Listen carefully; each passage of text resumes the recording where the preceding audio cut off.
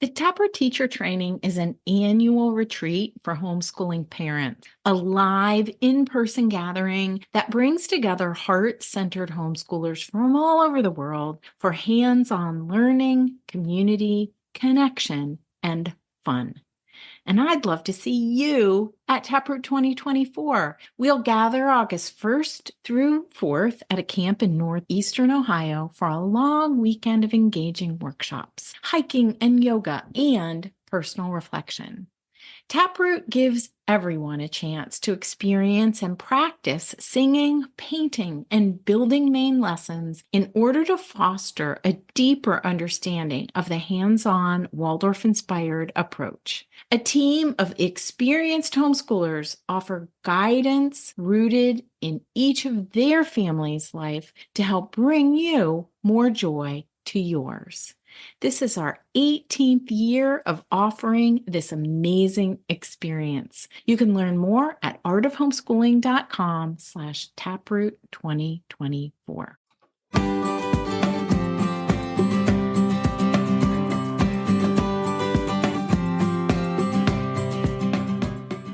You're listening to the Art of Homeschooling podcast, where we help parents cultivate creativity and connection at home. I'm your host, Jean Miller, and here on this podcast, you'll find stories and inspiration to bring you the confidence you need to make homeschooling work for your family. Let's begin.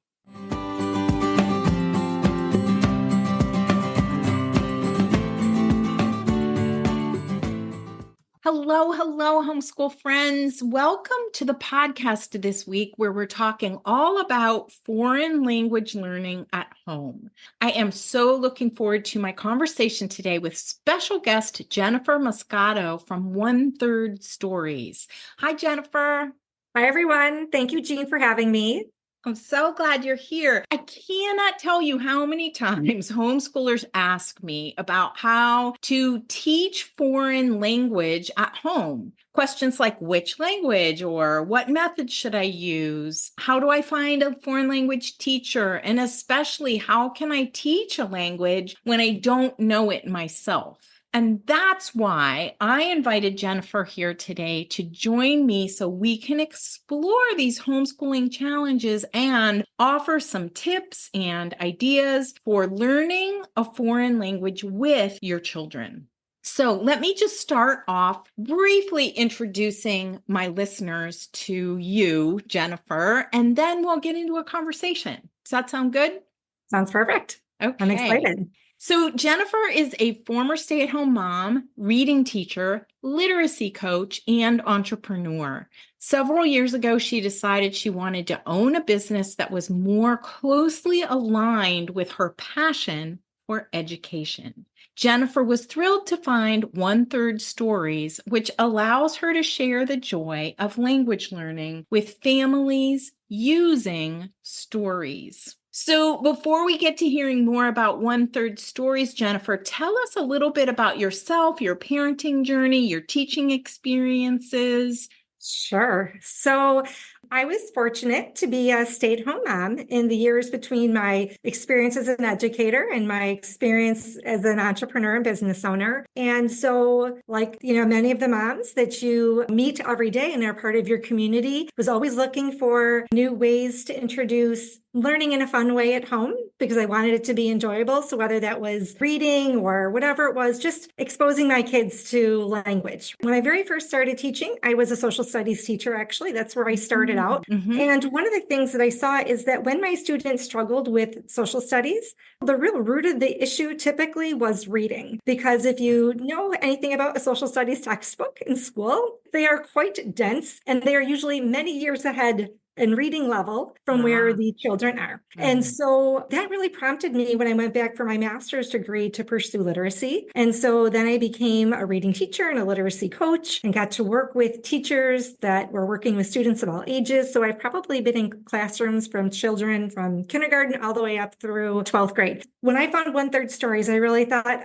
I wish I'd had something like this when my kids were little, because just the ability to be able to introduce a language while you're reading anyways, because it's something that most moms, whether they're homeschooling or not, are already doing with their children, right? And so Yeah. just to have that opportunity to introduce that to them and learn together with them, like I said, would have been something I would have loved as a parent with young children. Yeah. Oh my gosh, I love that. And we're going to share a lot more about one-third stories here in just a few minutes. So listeners, hang on for that. One other question I wanted to ask you first, though, is that you mentioned you have some knowledge of Waldorf education. So tell Yeah. me a little bit about how you discovered Waldorf.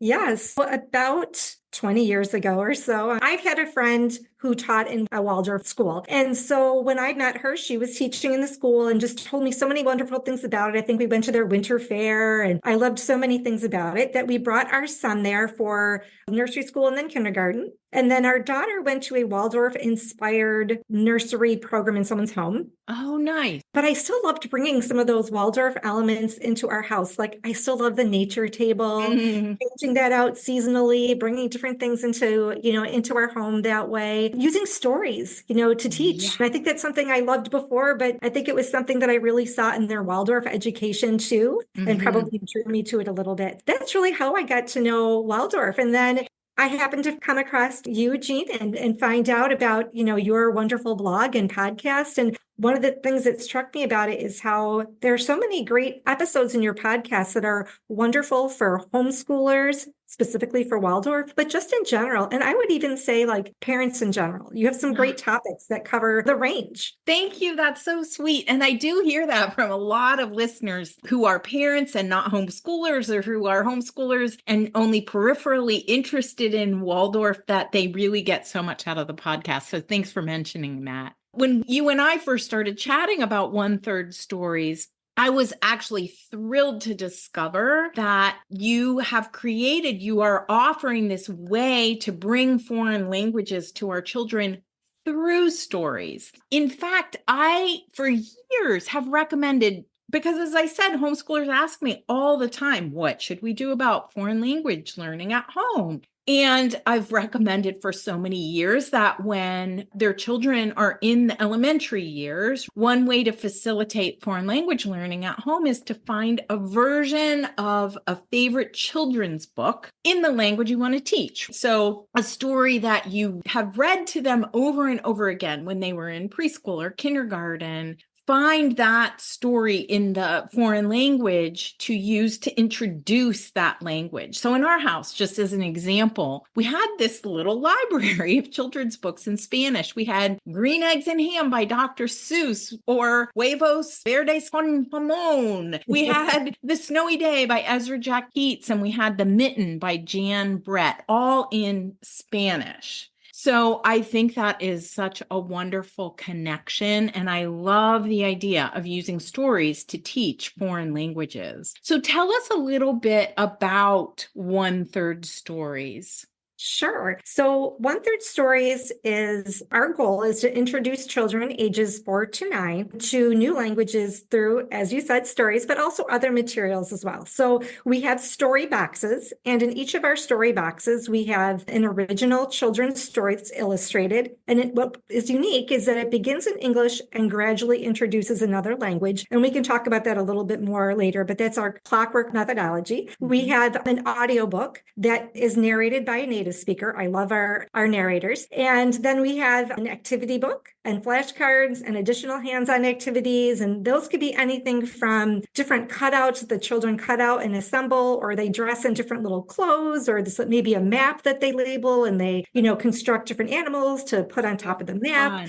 So just a variety of different things to help them reinforce that language learning in a way that's fun. I think summer is a great time to learn another language. I know like we want to do things at a slow and relaxed pace in the summer, but oftentimes if you're just looking to kind of continuing that reading journey, that learning journey a little bit in Yeah. the summer, it's just like a very natural, authentic way to do it. I think that's one of the things I love about one-third stories. So those of you who are listening in real time, we are recording this in the month of May. May. And so think about this when you're planning your summer travel or just thinking about summertime activities for your kiddos. And this would be a great time to mention here that One Third Stories has generously offered the Art of Homeschooling community 20% off any product. They offer the story boxes monthly. You can get a 6-month subscription, a 12-month subscription. So use the code ART20, and I'll be sure to link to everything in the show notes for you, which you can find at artofhomeschooling.com/episode 183. I'd love to hear some examples from the stories. I know that there are 12 books in like a series. So describe that a little bit more. And then I think you have a sample, a clip for us, right? I should note too that when parents go to our website, if they're interested, they can also sign up for our like email newsletter and they will get a sample sent to them. Yes. And so that sample will be like half of a book, and it will also be part of an audio book for them and some sample activities. That's what I did first when you and I good. first started chatting. So yes, I encourage everybody to do that. So go to onethirdstories.com and get that. Yes. But yeah, so there's 12 books in the series right now, and the vocabulary builds on previous books. However, it's sort of like in these sections of 1 through 3s. So 1 through 3 build on the vocabulary of the previous books, and then it sort of starts again 4 through 6, same thing. It builds on the vocabulary from those 3 books because we were trying to make sure that we kept bringing that previous vocabulary in without it getting too overwhelming for the child. Yes. And then as we get to books like 10, 11, and 12, you will see some of that earlier vocabulary come in as more of a review. And in Storybox 6 and in Storybox 12, we have like a little certificate of achievement that the child gets. And there's like a little sticker that they can place for each Storybox that they've completed. And I'm going to tell a story in a little bit about one of my team members here at Art of Homeschooling. Sarah has used these books with her kiddos. So I'm going to talk about that. But let's hear a sample.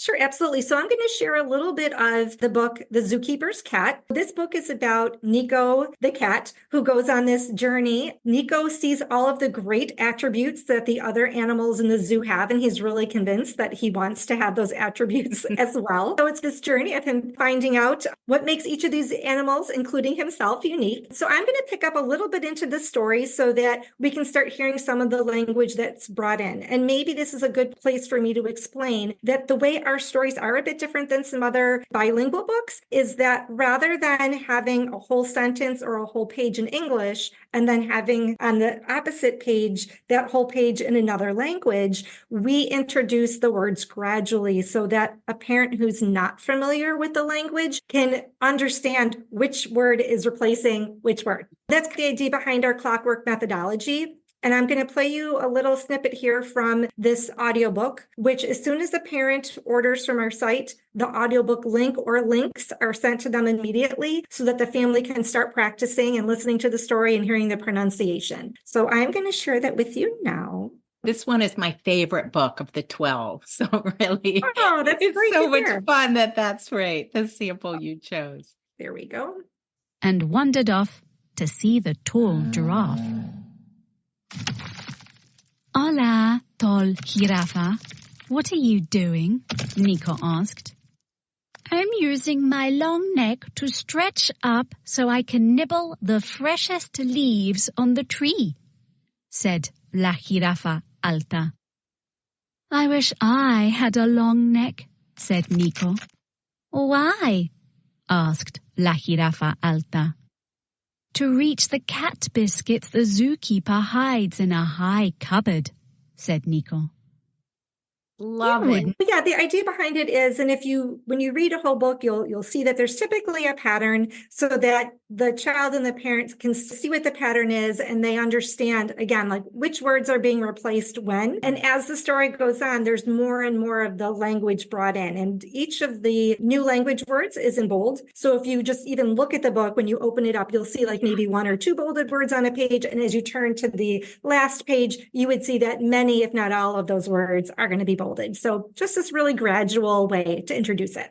Yeah, it's so gradual and gentle and so easy to use. This book, The Zookeeper's Cat, is my favorite, I think, because I love animals so much. I think it's the fourth in this series, Yes. and you get to learn animal names, qualities of some of the animals like you described, Jennifer. And it's great that each of the 12 books has a focus, like colors and numbers, food, clothing. This one is animals, seasons and weather, insects, and that kind of thing. So can you tell us a little bit more about the 1/3 stories approach to teaching foreign language? You've described this clockwork methodology and the gradual introduction of words. Sure. So the main mission is, like I said, it's going to be, we want it to be a joyful experience because our approach is really thinking long term, right? So not just getting the child to like memorize words right now. The reinforcement is great, but the main idea is we just want them to walk away from it thinking, oh, that was fun. And it makes us feel great when parents say, oh, we've been reviewing Spanish words for several years. I introduced this to my child when they were, from the time they were a baby.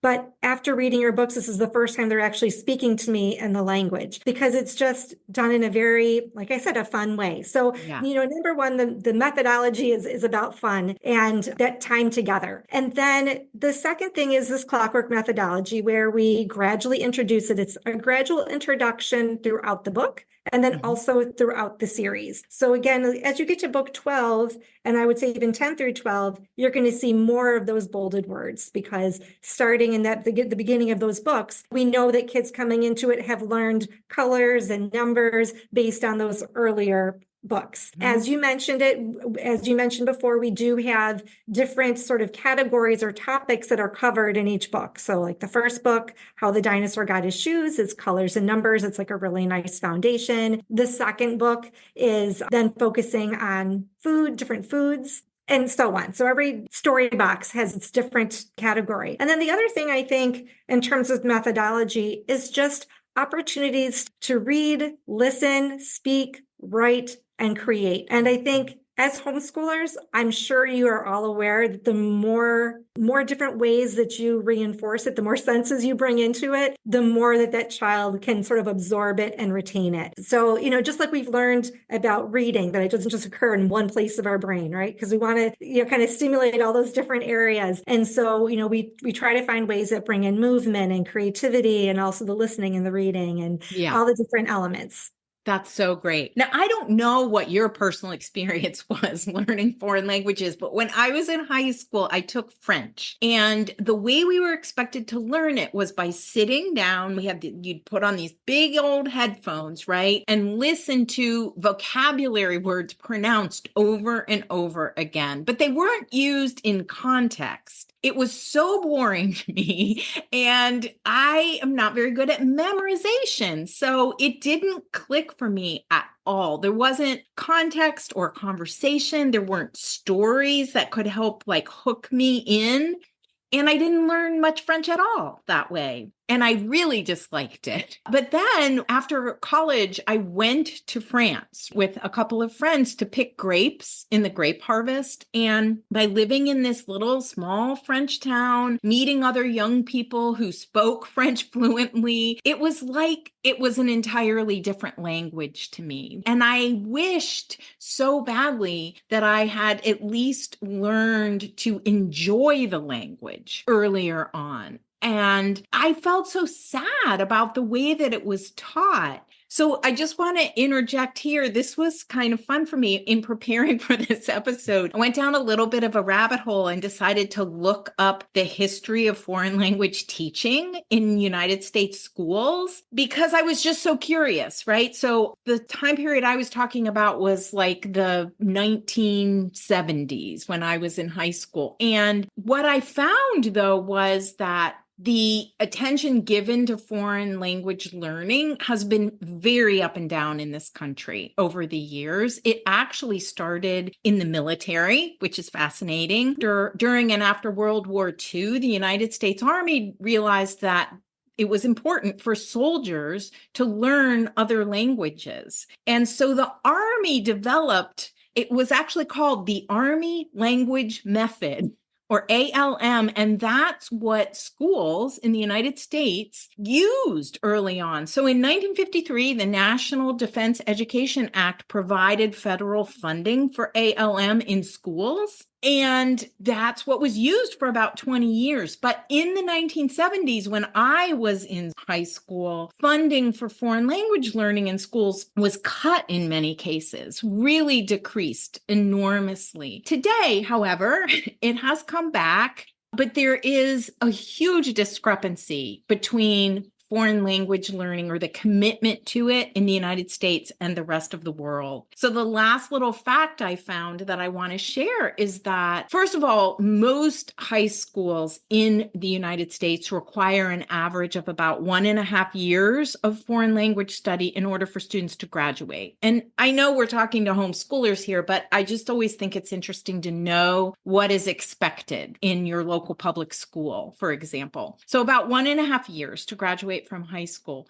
In most other countries around the world, nearly all students begin learning a foreign language, at least one, sometimes two, in elementary school. And in high school, they are required to study it every year, all the way through high school. And so I just think that that's really interesting. And to me, it just underscores the importance of introducing a foreign language in elementary school. And as I said in the beginning, it can be really difficult for homeschoolers. I think a lot of homeschoolers feel lost when they think about teaching a foreign language. And so you talk about this idea of learning a foreign language being not only authentic, but natural and fun. So can you say anything more about that approach to learning a language?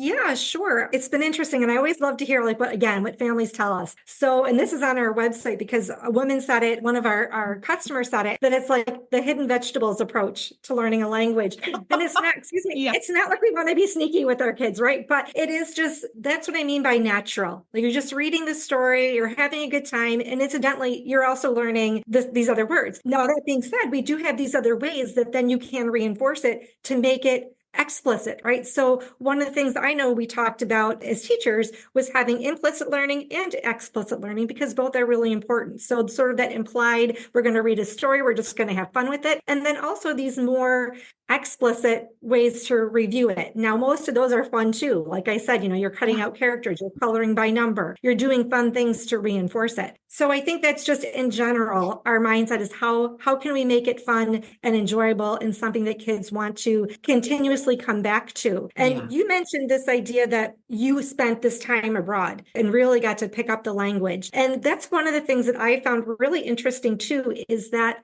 we have families that have no background in another language and they want to introduce it to their children. So our story boxes are a really great way for them to do that in a very non-threatening way. And then we also have families who maybe it's like part of their cultural heritage is another language and they want to kind of keep that language going. So grandparents will sometimes get it for the children, for their grandchildren. And then the other group of families is sometimes people who have children going to even immersion schools. And even though those children are really getting exposed quite a bit to the language, the parents at home don't have a lot of the same exposure to the language, and they feel like they can't reinforce it or connect about the subject, right? About the language learning. So they find that our story boxes are a really great way that they can still kind of share in that language learning with their child. So it's really been interesting for me to see this like very wide range of people that take advantage of our story boxes. Yeah, I love that. That is such a good description. And I think this idea of parental involvement will really ring true, right, for homeschoolers, that it's really an easy kind of low risk way for parents to work with their own children at home. So I do want to briefly mention, I just want to share with our listeners about the teaching methods for bringing foreign languages in Waldorf schools in particular. And so here's a quote from a wonderful book, one of my favorite books for homeschoolers to use to help them plan curriculum is called The Education Tasks and Content of the Steiner Waldorf Curriculum. I'll be sure to link that book in the show notes. Some of us refer to it as the big yellow book. This quote comes from the foreign language section in the book, How to Teach Foreign Languages. And here's the quote. The aim of foreign language teaching in Steiner Waldorf schools is to encourage a positive attitude toward people of other cultures and languages, as well as fostering understanding, generally through establishing the ability to empathize empathize with another person's perspective and way of seeing the world. Oh my gosh, to me, that is such a beautiful sentiment beyond the literal learning of the words, right? And it's one of the reasons that I feel sad that so many homeschooling parents don't include foreign languages in their teaching because they simply don't know another language or they don't know how, right? They don't know how to teach it. And when you mentioned an immersion program, finding an immersion program or a teacher who will teach full immersion, that's referring to where the new language is all that's spoken, really. It's not only hard, but it can also feel overwhelming to a lot of children. And as you alluded to, it can leave the parent out of the equation. And so to me, 1/3 stories, the approach seems to offer a much more gentle introduction to a new language and one that parents can accomplish at home, which is just a beautiful thing, I think. I do hope that it's approachable. Very approachable, I think. So do you have other thoughts you want to share on foreign language learning, how stories in particular can help? Sure. And I just wanted to note too, Jean, you had mentioned that quote from Steiner about, what the goal of learning a language is. And one of the things that we've tried to do too, to incorporate more of the cultural aspect is we have a blog on our website to provide parents with tips on language learning, but also we try to alternate that with different cultural perspectives, right? So maybe there's a blog post on, like, we just had one on Cinco de Mayo, but it could be on,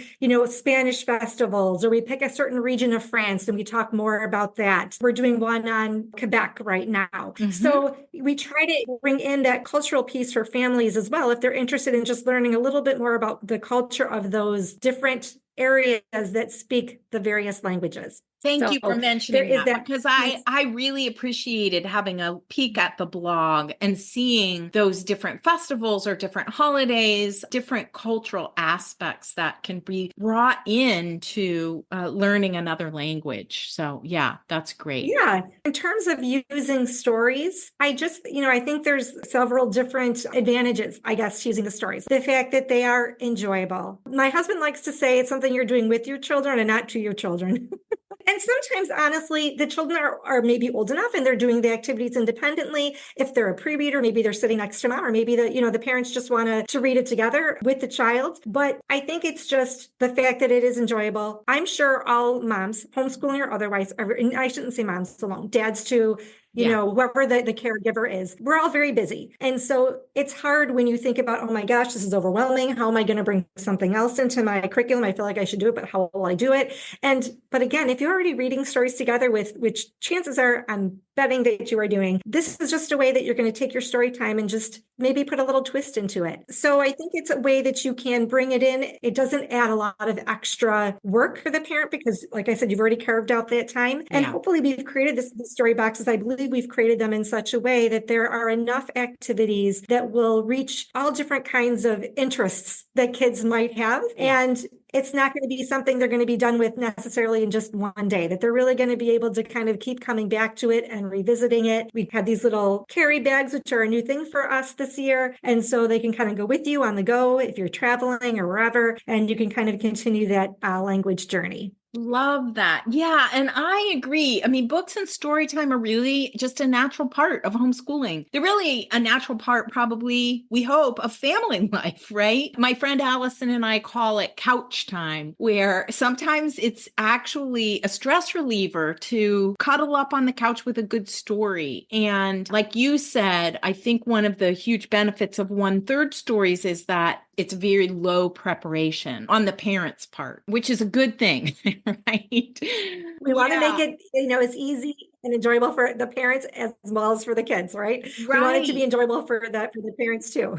Yeah. And so I do want to underscore this idea of incorporating different types of learning. For me, I talk a lot with homeschooling parents about this idea of the lively arts, which is a phrase that Rudolf Steiner himself came up with, but it really refers to teaching through these engaging activities like poetry, movement, drawing, and especially stories, that stories are very engaging for children and for really all humans. We all like a good story. And I think the 1/3 stories are really well told. So that's a great thing. So I just wanted to ask you one more question before we begin to wrap up is how do you see these stories helping homeschooling parents aside from like beyond that they're easy to use, they have these integrated activities into them. Is there anything else that you want to say about how homeschooling parents in particular can use these for teaching foreign languages? Sure. I just hope that they can see us as a resource and as a great way to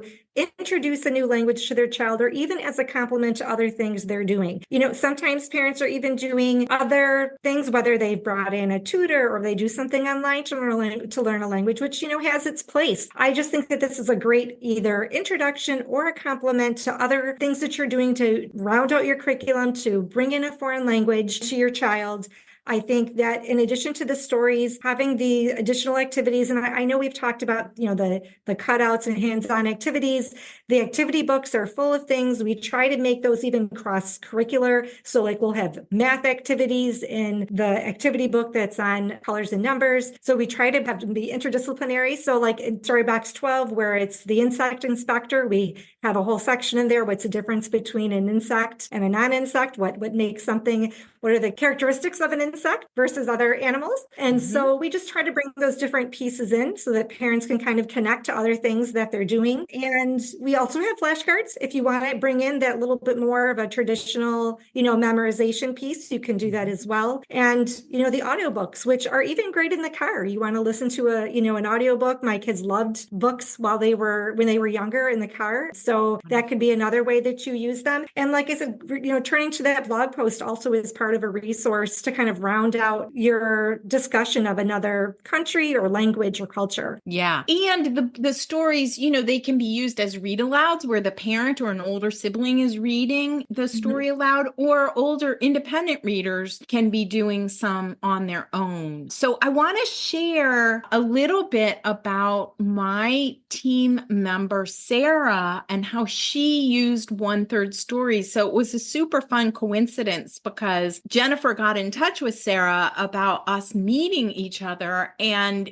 at the time when that happened, Sarah let me know that even before you were involved in 1/3 stories, Jennifer, Sarah had a book set herself for her family. So I asked her how she used them. So I want to share this with our listeners because I think it's really, really helpful for other homeschoolers to hear how parents use a product. Of course, we can all do it differently. We all do have our own unique way, but here's what Sarah had to say. And she's a mother of 4. She used this full Spanish story box, the full set of the Spanish story box for her younger 2 children. So here's what she shared with me recently. She said, we would read each book for a whole week, maybe 3 to 5 times, and I wouldn't use the recording unless I needed help with the pronunciation myself. I would listen to the vocabulary section of the recording just so I felt confident to read the books aloud to my kiddos. There's enough of weaving between English and the new language target words that a parent can feel confident reading the books aloud. And the stories are engaging and very conversational, so your kids can even practice those phrases from conversations within the book. So helpful. And one thing that I want to mention that kind of came out of my conversation with Sarah and how she's used these books in her family, we talked about how this set of books, I know on your website you mentioned an age range of 4 to 9, and we talked about how homeschooling families could use these books even beyond the age of 9. And that is something that Sarah has done. She and I talked about this suggested age range. And the first year she used the books, she had 2 kiddos who were in the elementary grades. I think her oldest was in 6th grade and her youngest was in 1st grade, but she was really doing it primarily with the older child, with her daughter. And that was years ago. And now next year, she's going to repeat the stories, which is so interesting and such a good idea. So that 1st grader is now going to be in 5th grade this coming year. And Sarah said that she thinks these books can be good for even 6th and 7th graders. That was her opinion about them. And Great. I would agree. I think the stories have interesting, fun plots. They're relatable. They're simple enough, but they don't feel too young for these elementary age kiddos. So that's another thing I really appreciate about 1/3 stories, that they can be used with mixed ages. Many homeschoolers have kids of different ages, and they can also be revisited in different homeschooling years. I just wanted to wrap up by saying that, to me, as a Waldorf-inspired homeschooling parent, what draws me to 1/3 stories are these 3 things. And of course, I just mentioned a 4th, so I'm going to say 4 things. That foreign languages are taught through stories, which is a very Waldorf-inspired way. Parents can learn alongside their children. The story boxes include a variety of learning activities, which I think weaves in well with the lively arts. And then the final point that I just made, that they can be used with multiple ages at the same time, and they can be repeated in subsequent years. We have something else that we offer that is not on our website right now, but if your readers or listeners reach out to us, I can make it available to them. I can send them a link. We have sibling packs that we sell as well. And so that those are just the activities. So it's basically everything except for the book. So if a family says, I have several kids and I don't want them to, I don't want one to have to be left out of whatever the activity is, we can sell them these sibling packs.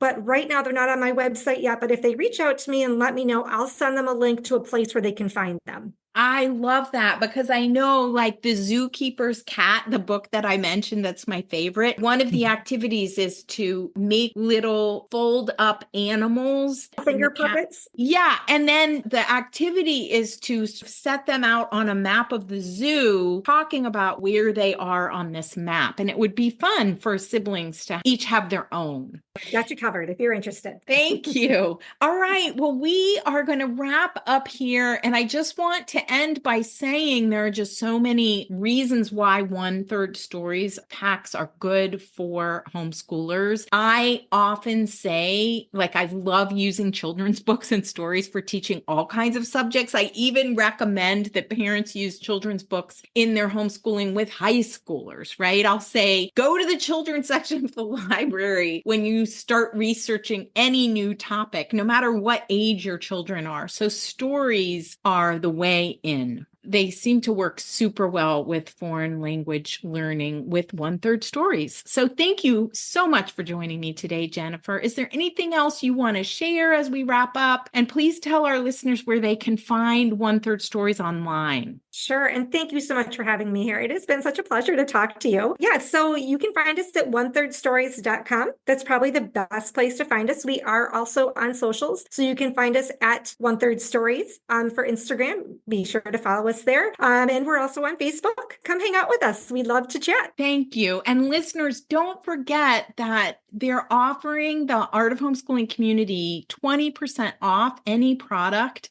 with the code ART20. And you'll find links to everything in the show notes for this episode at artofhomeschooling.com/episode 183. I am just so glad to have discovered 1/3 stories as a great resource for foreign language learning at home. Be sure to check them out today and enjoy learning a new language right along with your kiddos. Thanks again, Jennifer. Thank you, Jean. It's been so wonderful. That's all for today, my friend. But here's what I want you to remember. Rather than perfection, let's focus on connection. Thanks so much for listening, and I'll see you on the next episode of the Art of Homeschooling podcast.